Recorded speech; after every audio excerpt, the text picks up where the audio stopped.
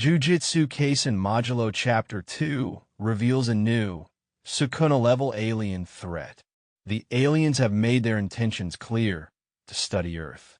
Can the sorcerers prepare for the worst-case scenario of an alien invasion? Jujutsu Kaisen Modulo Chapter 2 is here.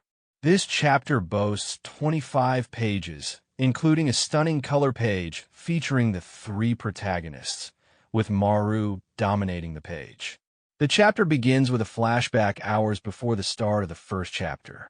We meet Yuka, who reveals that Tsurugi's team is actually Usami, the Grade 1 sorcerer missing from the main story. In Kyoto's Future Science Museum, Usami engages in a conversation with a government official, Mino. Mino expresses concern about the potential health risks posed by the aliens, but Usami counters that treating them as pathogens will only escalate the situation. This insight into international politics showcases Usami's strategic thinking. Usami argues that by approaching unknowns with hostility, we risk declaring war. Mino ultimately agrees to Usami's approach, recognizing the gravity of the situation. The chapter sets the stage for an impending alien invasion, leaving the sorcerers on edge and eager to uncover the truth behind the new threat. We meet the two Sumerians at the beginning of the story: the dispatch agent Cross, Maru's younger twin brother with a third eye, and the Sumeria diplomacy specialist Jabba Roma, who somewhat resembles Tenjin, but has 3 eyes and giant earlobes that symbolize his age and wisdom. As Roma shakes hands with Usami, we learn that Usami is actually the acting Minister of Foreign Affairs, explaining why he's making first contact with the Sumerians. Mino is impressed that they can speak Japanese and directly communicate with them in Japanese instead of English, as they did in America. However, Usami believes the delegates are merely trying to annoy them because Japan has been uncooperative on every issue since the Kyoto Paranormal Security Treaty. Cross requests that their leader present and the sorcerers witness the horned being in the shadows, exuding an intimidating aura. It seems this meeting was intended to intimidate the human sorcerers, reminding them of the devastating consequences of the Sumerian invasion. They confirm that this is the Sukuna-level threat they were warned about. After the conference, the pair have coffee, and Usami suggests that the Sumerian agents should not reveal their alien nature to the sorcerers. Usami intends to assign this mission to the Okatsu siblings. Mino expresses concern that the siblings might be too young for this assignment, considering Yuka is 16 and Tsurugi is 17. Usami also clarifies that the Sumeria aliens are not invaders but refugees, which Mino doubts. This tense uncertainty is quite relevant to today's real-life politics, making me wonder if Akutami is commenting on Japan's current situation. He explains that since the Kyoto Paranormal Security Treaty 62 years ago, Japan has been isolated and riding the waves of extreme nationalism, which makes sense considering Japan's history of exclusionary sentiments. Therefore, they plan to restrict the spread of information to prevent a potential outbreak of war. Gage Akutami appears to be commenting on the recent resurgence of right-wing sentiments against immigration. A recent speech by a Japanese schoolgirl caught the internet's attention as she demanded her country back during an anti-immigration rally. Given the heightened tension surrounding the arrival of aliens, Akutami might be attempting to provide a platform for both sides to express their positions. Usami's approach seems to be influenced by Satoru Gojo, who believes that the hearts of the Sumeria aliens will be melted not through formal diplomacy, but by the spirit of the next generation, who will shape the future of Japan and the world. This suggests that the fate of humanity and the Sumerians, who use Jujutsu to coexist harmoniously, rests in the hands of two siblings, offering hope for a peaceful coexistence.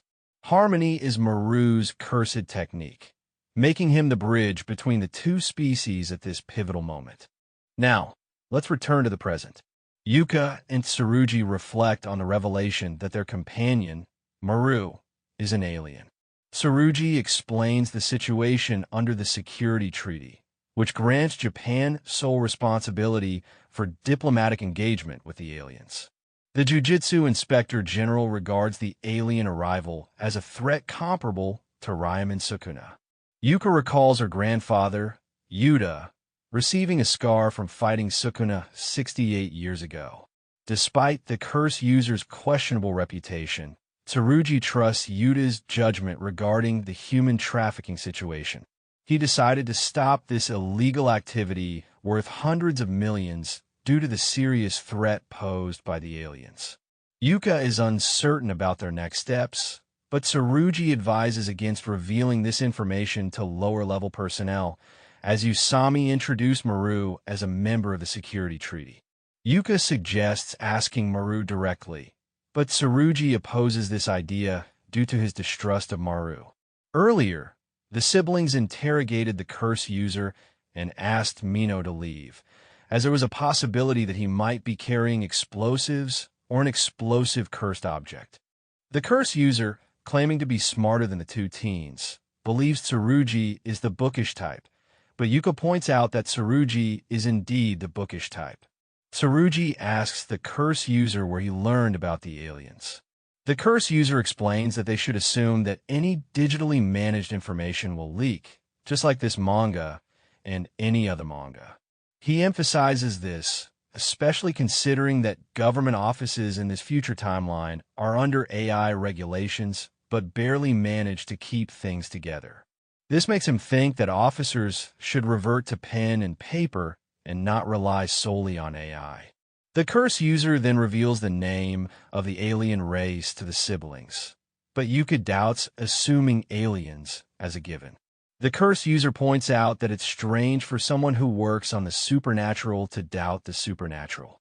He also mentions that a spaceship carrying 50,000 Sumerians is currently hovering above Japan, a number large enough to fill a baseball stadium. Tsurugi theorizes that if all 50,000 Sumerians used Jujutsu, they could maintain the spaceship, but even that has limits. The curse user concludes his answer by saying that tomorrow, at 8 p.m., Kurama Plateau in Nagano Prefecture, if a barrier technique is making the spaceship invisible, it might loosen enough during the resupply for a sorcerer to see it. After they leave, Yuka asks if the man still has explosives, to which Tsurugi confirms that he does not, but that he still annoys him. Why Tsurugi refuses to give his sister her ring, Kurama Plateau, Nagano Prefecture, the siblings camp out for the night, with Tsurugi intending to go up to the top of the mountain to see the spaceship. As Yuta's ring dangles on Tsurugi's neck, Yuka points it out, but Tsurugi once again refuses to give it back. He explains that their grandmother Maki was treated poorly by the three great sorcerer clans, but that she didn't give up and silence them with her skill. Yuka correctly points out that she did far more than silence the Zenin. She utterly crushed them. Tsurugi asserts that this is how he will be. Wait, so is Tsurugi planning to massacre the Gojo clan?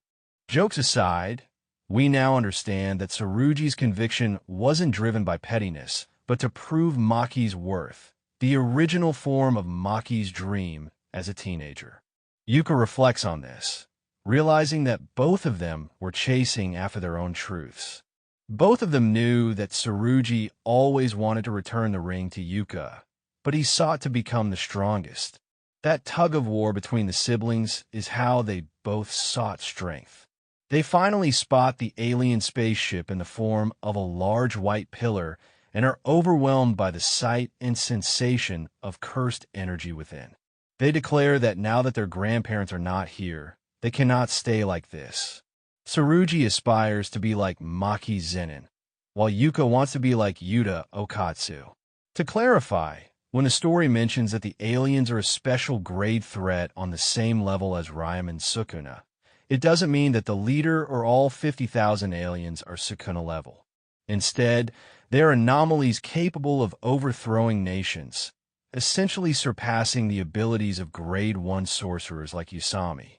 Swapped places meanwhile, Maru greets his younger twin brother Cross. The Maru with the exposed eye who instructs Maru to continue collaborating with the Jujutsu sorcerers of Earth.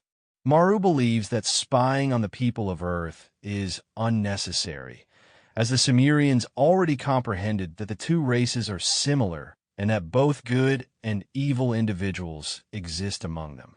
However, Cross presents them with two options: conflict or coexistence. Like Usami, Maru refuses to consider conflict as an option. Cross, therefore, advises Maru to remain and keep watch over the Earthlings as a warrior.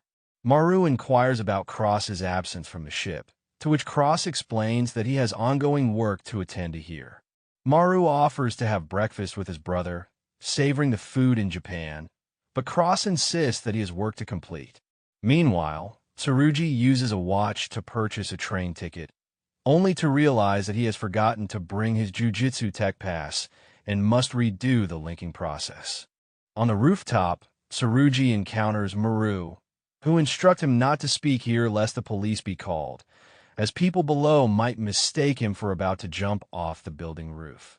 However, this is not Maru but his twin brother, Cross, who appears annoyed, much to Tsurugi's surprise.